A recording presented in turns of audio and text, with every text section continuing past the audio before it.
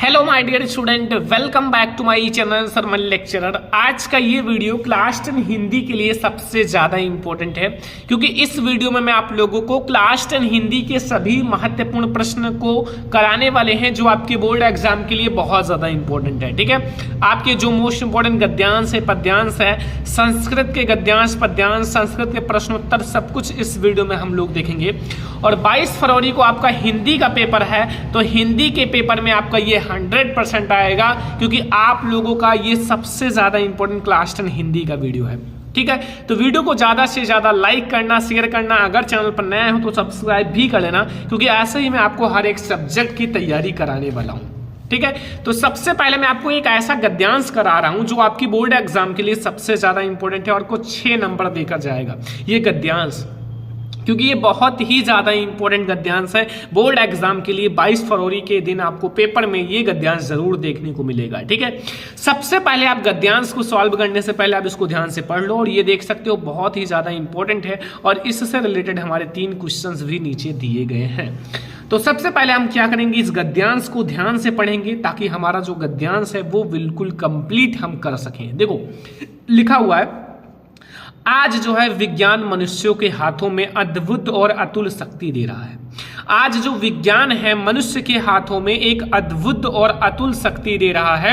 उसका उपयोग एक व्यक्ति और समूह के उत्कर्ष और दूसरे व्यक्ति और समूह के गिराने में मतलब गिराने में होता ही रहेगा। मतलब कहने का मतलब है कि हम इसके उपयोग से एक व्यक्ति बहुत ही ऊपर जा रहा है, मतलब बहुत ही ज्यादा आगे जा रहा है, और सेकंड है कि मतलब कोई इसका उपयोग करके दूसरे व्यक्ति को गिराने में लगा हुआ है। ठीक है, ठीक है, एंड फिर आगे देखो यहां, इसलिए हमें उस भावना को जागृत रखना है, और उसे जागृत रखने के लिए कुछ ऐसे साधनों को भी हाथ में रखना चाहिए जो उस अहिंसात्मक त्याग भावना को प्रोत्साहित करे। यहां तक हमारा पूरा अंडरलाइन है। अंडरलाइन का मतलब है इसकी आपको व्याख्या भी करनी रहती है। ठीक है, और भोग भावना को दबाए रखे। नैतिक अंकुश के बिना शक्तिमानों के लिए हितकर नहीं होती। वह नैतिक अंकुश या चेतना या भावना ही दे सकती है, और उसी प्रकार या वही उस शक्ति को प्रमित भी कर सकती है और उसके उपयोग को नियंत्रित भी कर सकती है। तो सबसे पहले अगर आपने गद्यांश को ध्यान से पढ़ लिया ना, मतलब अच्छे से पढ़ लिया, तो मैं आपको गारंटी देता हूं कि आप लोग गद्यांश अच्छे से सॉल्व कर लोगे।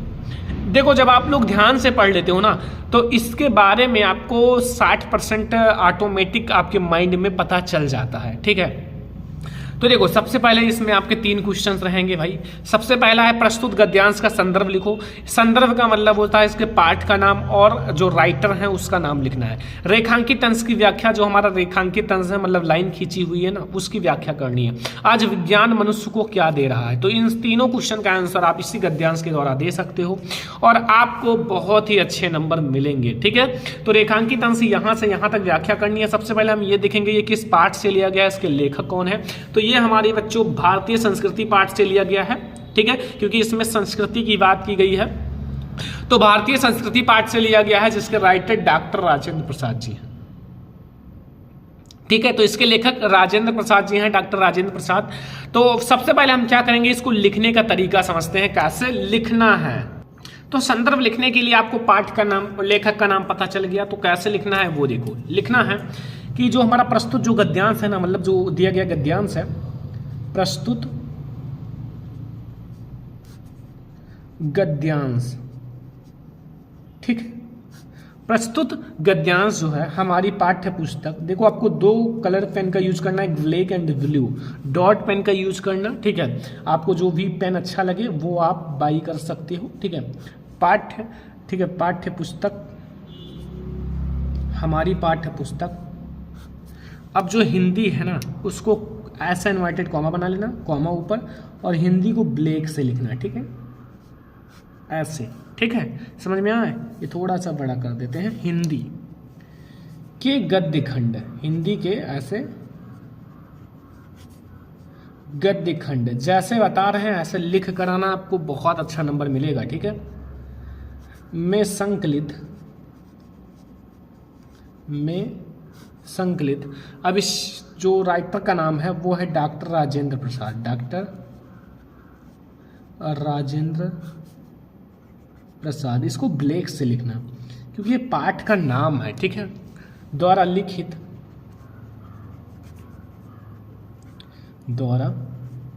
लिखित और इस पाठ का जो नाम है वो है भारतीय संस्कृति, तो इसको भी आप ब्लैक से लिखना, पाठ का नाम भारतीय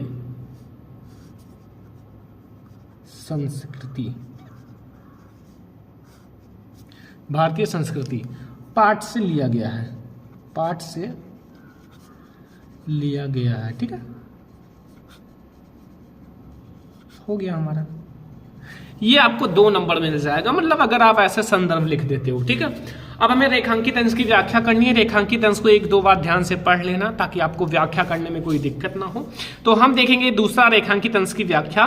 तो प्रस्तुत गद्यांश में लेखक कह रहा है या लेखक कहना चाहता है कि वर्तमान युग जो है विज्ञान की उन्नति का युग है, क्योंकि इस समय हमारा विज्ञान ही दिखाई दे रहा है हर जगह, ठीक है। तो विज्ञान की उन्नति मनुष्य को असीमित शक्ति, मतलब विज्ञान की उन्नति से मनुष्य को असीमित शक्ति प्रदान हो गई है, किंतु विज्ञान से प्राप्त शक्ति का सही उपयोग नहीं हो रहा है।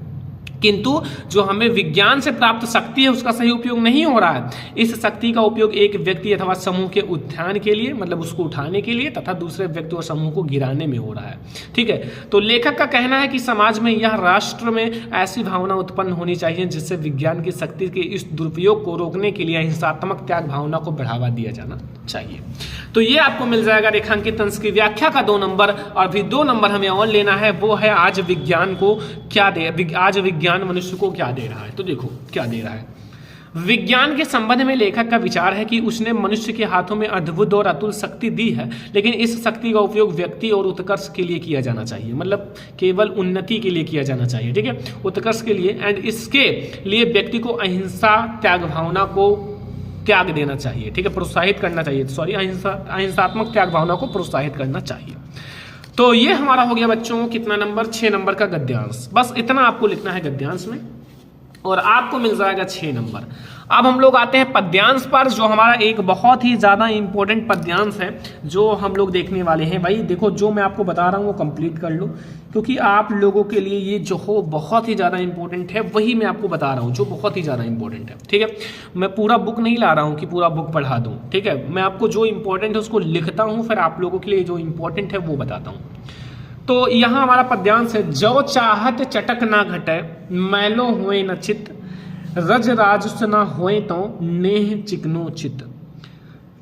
इसका आपको संदर्भ लिखना है, व्याख्या करना है, ठीक है। तो संदर्भ और व्याख्या भी करना है और इसमें हमारे 2 क्वेश्चंस भी हैं, जैसे अभी मैं आपको क्वेश्चंस भी दिखा दूंगा क्या है।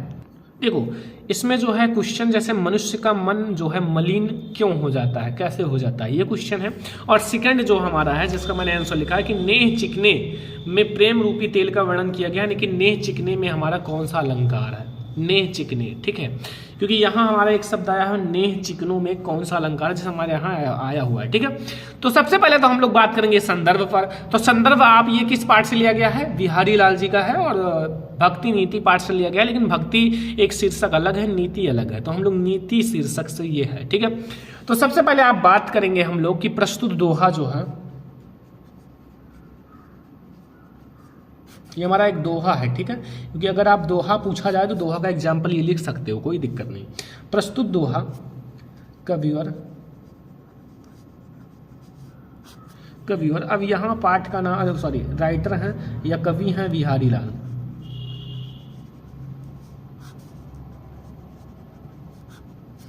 कविवर बिहारी लाल द्वारा रचित। अब देखो इनकी बहुत ही प्रसिद्ध रचना है बिहारी सतसई, क्या है, बिहारी सतसई, ठीक है, से हमारी पाठ्य पुस्तक।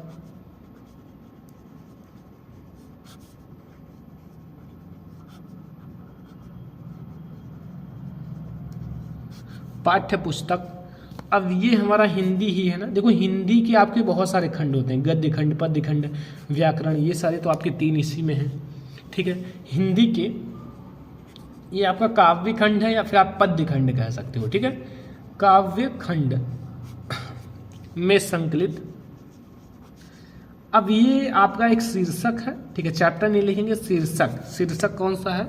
नीति शीर्षक, क्योंकि भक्ति एक अलग शीर्षक है और नीति एक अलग शीर्षक है। नीति शीर्षक से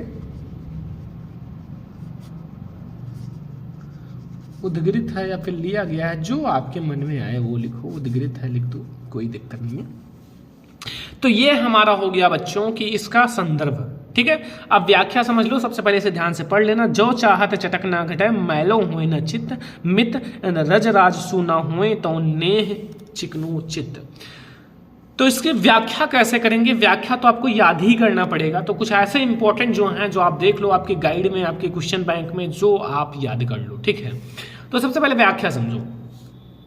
कवि का कथन है या कवि का कहना है कि यदि आप चाहते हैं कि मित्रता की चटक, चटक का मतलब होता है अगर आप घनिष्ठ मित्र हो, 2 लोग 3 लोग जो भी हो, और उसका जो चटक है, जो मित्रता है, जो चीज़ है वो घटे ना, कम ना हो, ठीक है। कहने का मतलब है जो मित्रता की चटक है, अर्थात जो आपकी घनिष्ठता है वो चमक जो है समाप्त ना हो, तो मित्रता तथा मित्रता अस्थाई बनी रहे, मित्रता आपकी अस्थाई बनी रहे और उसमें दोष उत्पन्न ना हो, तो धन वैभव का इससे संबंध ना होने देना। तो इसमें जो धन वैभव है उसका संबंध मत होने देना। ये मत कंपेयर करना कि आपके पास ज़्यादा, मतलब आपके पास कम धन है, हमारे पास ज़्यादा धन है, आप बहुत सारे पैसे आपके पास हों। तो ये धन रूपी जो है ना, ये जितना अच्छा है उतना खतरनाक भी है, ठीक है। तो धन का संबंध ना होने देना, अर्थात धन अथवा किसी वस्तु का लोभ मित्रता को मलिन कर देता है। जो धन होता है अथवा जो किसी भी वस्तु का जो लोभ होता है, पाने की इच्छा, वो जो होता है मित्रता को मलिन कर देता है। और मित्र स्नेह से चिकना धन रूपी धूल के स्पर्श से मैला हो जाता है। और जो मित्रता होती है बहुत चिकनी होती है, जैसे तेल होता है, अगर धूल उसके पास आ जाए तो वो चिपक कर वो मैला हो जाता है। ठीक उसी प्रकार से जो मित्रता होता है बहुत चिकना होता है, अगर आप इसमें धन लाओगे, धूल लाओगे तो फिर वो मैला हो जाएगा। अतः स्नेह में धन का स्पर्श ना होने दें। जिस प्रकार तेल से चिकनी वस्तु जो होता है धूल के स्पर्श से मैली हो जाती है और उसका चमक घट जाता है, उसी प्रकार प्रेम से कोमल चित्र और धन रूपी धूल के स्पर्श से दोषयुक्त हो जाता है और मित्रता में कमी आ जाती है, ठीक है। तो समझ में आया व्याख्या? कोई दिक्कत, कोई कंफ्यूजन? नो ना। तो एक और इसमें क्वेश्चन है कि मनुष्य जो है, ठीक है, मनुष्य का मन मलिन कब हो जाता है, इसी में है दूसरा क्वेश्चन। और तीसरा है नेह चिकने में कौन सा अलंकार है। क्वेश्चन लिख कर आएगा फर्स्ट सेकंड थर्ड। तो चलो यहां देखते हैं दूसरा। देखो क्वेश्चन लिखा नहीं है तो कोई दिक्कत नहीं, मैंने आपको क्वेश्चन बता दिया। देखो, मनुष्य के मन में जो क्रोध होता है, क्रोध का मतलब होता है, मतलब अगर मित्र से क्रोध दिखाओगे तो कहीं ना कहीं मित्रता में कमी आएगी। गर्व, अपने आप में मतलब गर्व दिखाना, एटीट्यूड दिखाना जैसे कहते हैं, ठीक है। स्त्रिया, द्वेष आदि रजोधर्मी गुण के कारण उसका जो मन होता है वो मलिन हो जाता है, ठीक है। नेह चिकने में कौन सा अलंकार है? तो नेह चिकने में प्रेम रूपी तेल का वर्णन किया गया है, अर्थात यहां हमारा रूपक अलंकार होगा, ठीक है। ये गद्यांश पद्यांश दोनों समझ में आ गए ना? बहुत कम ही समय में मैंने आपको दोनों समझा दिया, गद्यांश भी और पद्यांश भी।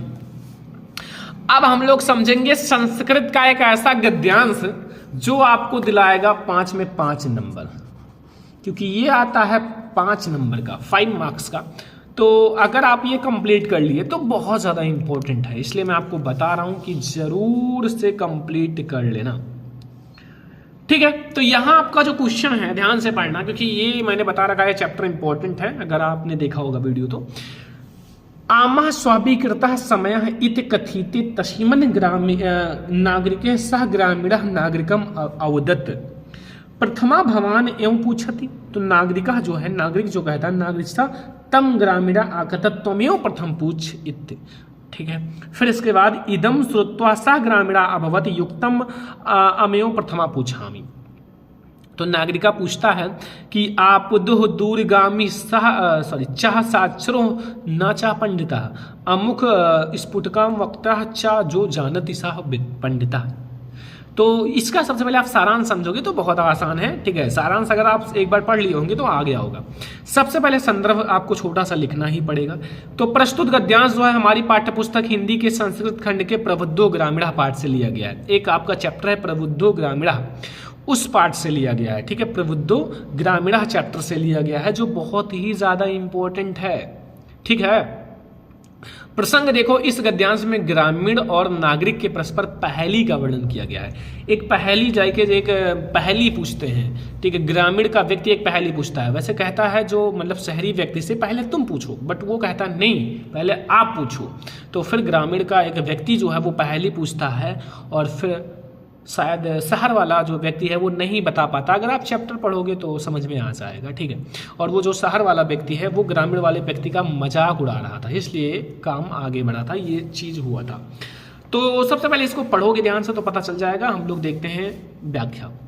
सबसे पहले कहता है आमः स्वाभिकृता समय इत कथिते तस्मन् सा नागरिका ग्रामीणा नागरिकम अभवत्। देखो, हाँ मुझे शर्त स्वीकार है, और उस नागरिक ने ऐसा कहने पर उस ग्रामीण के नागरिक से कहा, मतलब ग्रामीण के नागरिक ने कहा अगर आप हमसे एक पहेली एक खेल खेलते हो तो अच्छा रहेगा। तो वो जो शहर का व्यक्ति है वो कहता हाँ मुझे शर्त स्वीकार है, और उस नागरिक ने ऐसा कहने पर उस ग्रामीण नागरिक ने कहा पहले आप ही पूछें। यहाँ क्या कह रहा है कि प्रथम भवान एवं पूछती, पहले आप पूछो। ग्रामीण का व्यक्ति कहता है पहले आप पूछो, ताकि हो सकता है कि हम फंस जाएं और आप जीत जाओ, क्योंकि आप वैसे भी इंटेलिजेंट दिख रहे हो, ठीक है। तो उस नगरवासी ने ग्रामवासी से कहा तुम ही पहले पूछो, तुम ही पहले पूछो। तो यह सुनकर वह ग्रामवासी बोला ठीक है मैं ही पहले पूछता हूं, ठीक है। तो पहले जो ग्रामवासी है, गांव का वासी है, वो पूछता है। यहाँ पहली है आपदो दूरगामी चाह साक्षरो नाचा पंडिता अमुख स्फुटका वक्ता चा यो जानती सा पंडिता। कहने का मतलब है कि बिना पैर का है परंतु दूर तक जाता है। पैर नहीं है बट वो बहुत दूर तक जाता है जितना लोग जाते हैं, ठीक है। साक्षर अक्षरों से युक्त है, मतलब साक्षरता का मतलब होता है अक्षरों से युक्त है और पंडित नहीं है। वो जो है वो अक्षरों से भरा हुआ है लेकिन वो पंडित नहीं है। बिना मुख का है, मतलब उसके पास मुख भी नहीं है परंतु साफ बोलने वाला है, मतलब वो साफ साफ लोगों को अपनी भाषा को समझा देता है।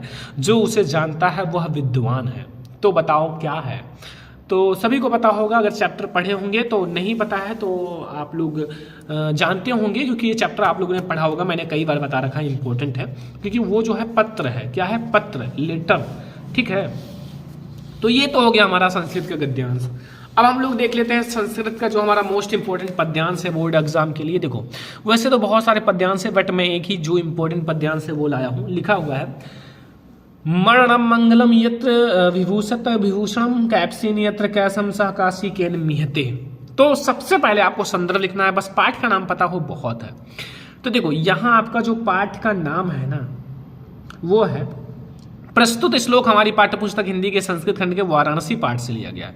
ये जो है वाराणसी पाठ से प्रसंग है। इस श्लोक में वाराणसी के पुण्य ख्याति का वर्णन किया गया है। देखो अनुवाद, जहां पर मरना कल्याणकारी समझा जाता है, जहां शरीर पर भस्म धारण करना आभूषण है, जहां कैप्सिन अर्थात लंगोटी ही रेशमी वस्त्र है, वह काशी किसके द्वारा मापी जा सकती है, अर्थात उसकी समानता किससे की जा सकती है, अर्थात तात्पर्य यह है कि किसी से भी नहीं। बस हो गया। क्या है? बहुत आसान है, ठीक है। तो ये हमारा हो गया हमारे स्टूडेंट संस्कृत के गद्यांश पद्यांश। अब हम लोग एक बहुत ही ज़्यादा इंपॉर्टेंट टॉपिक देखेंगे जो कि है प्रश्न उत्तर संस्कृत का। मैं आपको कुछ ऐसे प्रश्न उत्तर बता देता हूं जो बहुत ज़्यादा इंपॉर्टेंट है। पहला, वाराणसी नगरी कैसा संगम स्थली अस्ति? तो वाराणसी नगरी विविध धर्माम संगम स्थली अस्ति। यहाँ कहने का मतलब है कि वाराणसी जो है कैसे किस प्रकार के संगम स्थली है? तो विविध धर्मण मतलब बहुत सारे धर्मों की संगम स्थली है। कुत्र मंगलम मंगलम भवति? तो वाराणसी मरणम मंगलम भवति। शृणयस्य किम मुखादि अम अस्ति? तो जना शृणयस्य एंड सह तोलयंत इत शृणयस्य मुखादि अस्ति। वीरः केन पूज्यते? वीरः वीरेण पूज्यते। सारे का आंसर देखो उत्तर है, जैसे वीरः केन पूज्यते प्रश्न है तो वीरः वीरेण पूज्यते आंसर है। अलछेंद्रा का आसीत? अलछेंद्रा यमन राजा आसीत, ठीक है। पुरुराजा केन सह युद्धम? पुरुराजा अलछेंद्र सह युद्धम आक्रोति। पदेन विना किम दूर आति? पदेन विना पत्रम दूरम अति। जो अभी क्वेश्चन पूछा था वो यही है, पदेन के बिना, बिना पैर के कौन दूर तक जा सकता है? पत्र। ज्ञानम कुंत्र संभवत? तो ज्ञानम सर्वत्र संभवति, ठीक है। अभी और भी क्वेश्चन है क्या? हाँ अभी और भी है। देखो ग्रामीणः कः उपासत? तो ग्रामीणा एक नागरिका उपासत है। चंद्रशेखरा का आसीत, चंद्रशेखरा एक देशभक्ता क्रांतिकारी आसीत। चंद्रशेखरा स्वनामम किम आकथत, चंद्रशेखरा स्वनामम आजाद इत आकथत। पूर्वाजा का आसीत, पूर्वराजा एक भारत वीर आसीत। दनेन किम वर्धते, दनेन कीर्ति वर्धते। दान देने से क्या बढ़ता है? दान देने से कीर्ति बढ़ता है। विद्या केन वर्धते, विद्या अभ्यासेन वर्धते। विद्या कैसे बढ़ती है? विद्या अभ्यास से बढ़ती है। इंदु दर्शनेन का आदर, इंदु दर्शनेन समुद्र वर्धते। ठीक है, तो देखो ये एक ऐसा वीडियो था जिसमें मैंने आपको कुछ ऐसे टॉपिक्स पढ़ाए हैं जो हिंदी के लिए सबसे ज़्यादा इंपॉर्टेंट है। ठीक है, मैंने आपको हिंदी का गद्यांश, पद्यांश, संस्कृत गद्यांश, पद्यांश एंड साथ में मैंने आपको कुछ इंपॉर्टेंट संस्कृत के प्रश्नोत्तर भी बता दिए। अब आप लोग इस वीडियो को ज़्यादा से ज़्यादा लाइक करना, क्योंकि ये हिंदी का सबसे ज़्यादा इंपॉर्टेंट वीडियो है। और ऐसे ही मैं आपको हर एक सब्जेक्ट का वीडियो लाऊंगा, क्योंकि आप लोग इस वीडियो को ज़्यादा से ज़्यादा लाइक करना, शेयर करना, चैनल पर नहीं आता तो सब्सक्राइब भी करना। हम लोग मिलेंगे ऐसे किसी और नेक्स्ट इंपॉर्टेंट वीडियो में। तब तक के लिए जय हिंद, वंदे मातरम।